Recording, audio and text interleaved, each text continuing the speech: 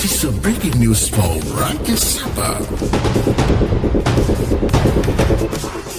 අයිබෝවන් සුබ දහවලක් ඉතින් ඔන්න රජ සැප නිවස් ෆීඩ් ආවා ඔබ දන්නවා නිවස් ස්ප්‍රීට් එක තමයි අපි හැම වෙලේම ගේන්නේ කියලා හැම වෙලාවෙම ගේන්නේ කියලා ඉතින් ඔන්න තව සුපිරි 6 පාරක් වදින්න යනවා මේ 6 පාර නිසා සුන්බුන් කල්ලි කණ්ඩායමට උණ සන්නිපාතය හැදෙනවාට සහලෝලා උණ හැදෙනවාට සිකුරුයි මෙන්න මේ ඡේදය ඉස්සෙල්ලාම කියලා ඔබට නිවුස් එක කියන්නම් බලන්න යම් වරදකට හවුල් වූ අයෙකු තමා දන්නා සියලු සත්‍ය තොරතුරු හෙළිදරව් කරන්නේ නම් ඔහුට එරෙහිව නඩු නොපැවරීමට හෝ නඩු පැවරීමෙන් නිදහස් කිරීමට මෙමගින් නිඩ සැලසේ කියන කුඩා කොටසක් අපි ඔබට ඉස්සෙල්ලාම පෙන්නනවා මේක ඊ타මත්ම සුවිශේෂී කාරණාවක් හේතුව තමයි මගේ මතය අනුව මේ කියන කතාව චුට්ටක් අහුම්කම් දෙන්න මොකද මෙන්න මේ සමහර තැන්වල මෙන්න මේ උඩින් ඉන්න දේශපාලඥයා එහෙම නැත්නම් උඩින් ඉන්න නිලධාරියා බලවතා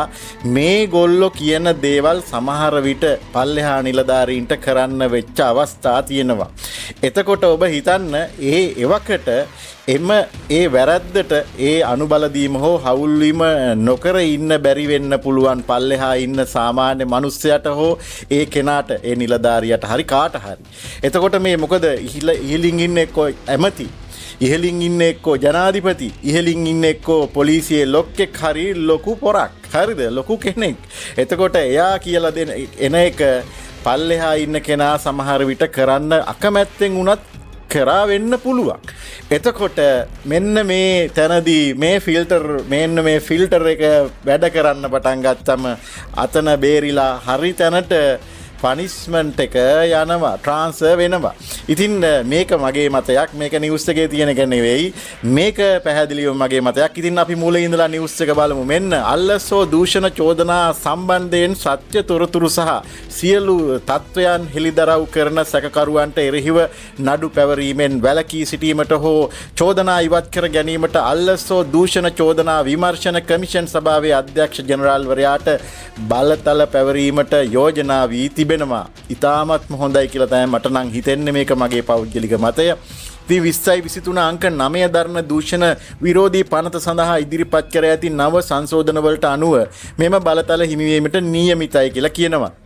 ඉතින් ඔන්න ජනාධිපති අනුර කුමාර දිසානායක මහතාගේ නියෝගයකට අනුව මෙම සංශෝධන ප්‍රකාශයට පත් කර ඇති අතර ඇතැම් වගන්තිවල නීතිමය බලපෑම් සම්බන්ධයෙන්ද මෙහි වෙනස්කම් සිදු කර තිබේ කියලා කියනවා. පනතේ 67 වැනි වගන්තිය සංශෝධනය කිරීමට යෝජනා වී ඇති අතර ඒ අනුව මහේස්ත්‍රාත් අධිකරණවල ගොනු කර ඇති නඩු පවා ඉවත් කර ගැනීමට අධ්‍යක්ෂ ජෙනරාල්වරයාට අවස්ථාව හිමි වේ කියලා කියනවා.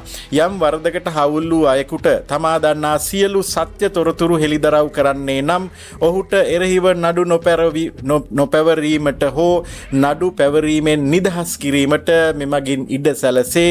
ඉතින් දූෂිත ක්‍රියාවල ප්‍රතිඵලයක් ලෙස උපයාගත් හෝ පරිවර්තනය කරන ලද ඕනෑම දේපලක වටිනාකම අයකර ගැනීමට නව සංශෝධන මගින් ප්‍රතිපාදන සලසා තියෙනවා.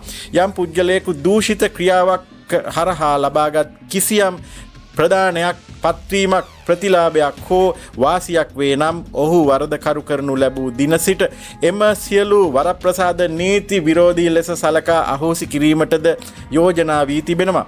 පළාත් රාජ්‍ය සේවයේ හෝ පොලිස් සේවයේ නිලධාරීන් සහ සේවකයන් తాවකාලිකව හෝ ස්ථිරව කමිෂන් සභාවේ සේවය සඳහා පත් කිරීමටද මෙම නව සංශෝධන මගින් අවස්ථාව සලසා දී තිබෙනවා. ඉතින් මේ සියලු දේම ලස්සනට හදන බව තමයි පේන්නේ. ඇත්තටම සතුටුයි. ඉතින් මේ පුවත අපි දකිනවා ලංකා සී නිවුස් වෙබ් අඩවියේ මේ මොහොතේ දකින පුවතක් තමයි ඔබට ගෙනාවේ අලුත්ම පුවතක්. ඉතින් මෙන්න මේ තව නිවුස් එකක් තියෙනවා. මේ නිවුස් එක තියෙන්නේ ඔබට ඔන්න නිවුස් එක තියෙන වෙබ් අඩවියක් කියන්නම් ගොසිප් ලංකා නිවුස් වලට ගිහින් බලන්න. මෙන්න මෙහෙම කතාවක් තියෙනවා. විනිසුරුවරු දිගටම හිටියොත් අපි අමාරුවේ කියලා විපක්ෂයේ රොත්තක් මහානායක හිමිවරු හමු වෙති කියන හෙඩ්ලයින් එකක් මේකේ තියෙනවා. හරිද? එතකොට දැන් ඔබ මේ හෙඩ්ලයින් එකෙන්ම බලන්න දැන් මෙන්න මේ මහානායක හිමිවරු හමු වෙලා මේ විනිසුරුවරු දිගටම හිටියොත් අපි අමාරුවේ කියලා කියන්නේ මොන පදනමකින්ද? එතකොට දැන් ඒ අමාරුවේ වැටෙන දැන් සාමාන්‍යයෙන් ජනතාව බැලුවොත් වෙන කවුරුම හරි බැලුවොත් මෙන්න මේ විනිසුරුවරු දිගටම හිටියොත් අපි අමාරුවේ කියන සිතුවිල්ලක් එනවද? මන් දන්නේ මට නම් එහෙම සිතුවිල්ලක් එන්නේ නැහැ. මොකද විනිසුරුවරු දිගටම කොච්චර කාලයක් හිටියත් එකයි නැතත් එකයි ඒකේ ප්‍රශ්නයක් සිද්ධ වෙන්නේ නැහැ. හැබැයි ඇයි මේ විපක්ෂයේ රොත්තක් මහානායක හිමිවරු හමු වෙලා මෙහෙම කියන්නේ? එතකොට මෙන්න මේකේ තියෙනවා උච්ච අධිකරණ විනිසුරුවන්ගේ විශ්‍රාම යෑමේ වයස් සීමාව ඉහළ නැංවීමට අදාළව යෝජිත 22 වන ආණ්ඩුක්‍රම ව්‍යවස්ථා සංශෝධනය සම්බන්ධයෙන් මහානායක හිමිවරුන් විසින් ජනාධිපති අනුර කුමාර දිසානායක මහතා වෙත ලිපියක් යොමු කර ඇති බව මල්වතු පාර්ශවයේ මහානායක අතිපූජ්‍ය තිබ්බටුවාවේ ශ්‍රී සුමංගල මහානාහිමියෝ තහවුරු කළ බව කරා කියලා කියනවා. හරිද? ඒතර ආණ්ඩුව විසින් මෙතෙක් කල එවැනි ලිපියක් ජනාධිපතිවරයා වෙත ලැබී නොමැති බව ප්‍රකාශ කර තිබූ පසුබිමක උන්වහන්සේ මෙම අනාවරණය සිදු කළහ කියලා කියනවා. කවුද මේ කියන්නේ? දැන් මේගොල්ලොම තමයි කියන්නේ. කෙසේ වෙතත් අදාළ ලිපිය යැවූ නමුත් එය ජනාධිපතිවරයා අතට ලැබී ඇද්දැයි යන්න පිළිබඳව ස්ථිරවම ප්‍රකාශ කළ නොහැකි බව මාධ්‍ය හමුවේ ඒකාබද්ධ විපක්ෂ නියෝජිත පිරිසක් අදහස් දක්වමින් උන්වහන්සේ සඳහන් කළහ කියලා කියනවා.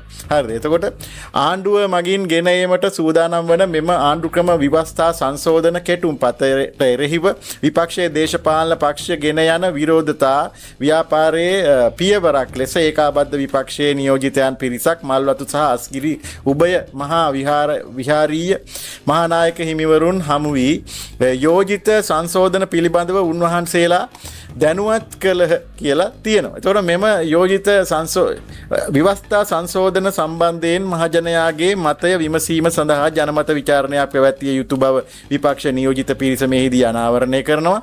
මෙම නියෝජිත පිරිසට හිටපු අමාත්‍යවරුන් වන මහාචාර්ය ජී.එල්. පිහිරිස්, පාර්ලි චම්පික රණවක, රාජිත සේනාරත්න, ලසන්ත අලගියවන්න සහ සමගි ජන බලවේගයේ පාර්ලිමේන්තු මන්ත්‍රී දයාසිරි ජයසේකර ඇතුළත් වූ කියලා කියනවා. මේ සෙට් එක තමයි ඔන්න ගිහිල්ලා තියෙන්නේ.